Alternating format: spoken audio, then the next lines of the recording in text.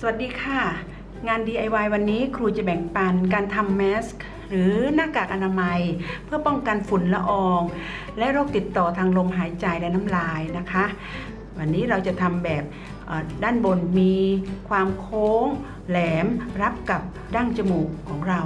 ค่ะมาดูวัสดุอุปกรณ์ก่อนวันนี้เราจะใช้ผ้าคอตตอนหรือผ้าฝ้ายกับผ้าเจอร์ซี่มีกรรไกรตัดผ้าแบบตัดได้และเข็มเย็บผ้าเข็มหมุดอิลาสติก2เส้นช็อปเขียนผ้าดินสอดำไม้บรรทัดแล้วก็เตารีดลงมือกันเลยค่ะ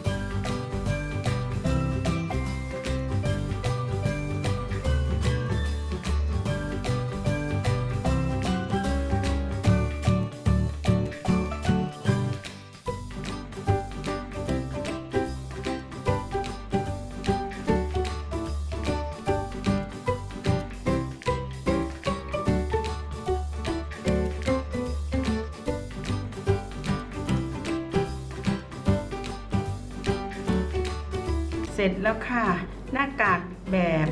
ด้านบนมีความโค้งแหลมรับกับดั้งจมูกของเรานะคะด้านข้างก็มีความกว้างเพื่อปิดร่องแก้ม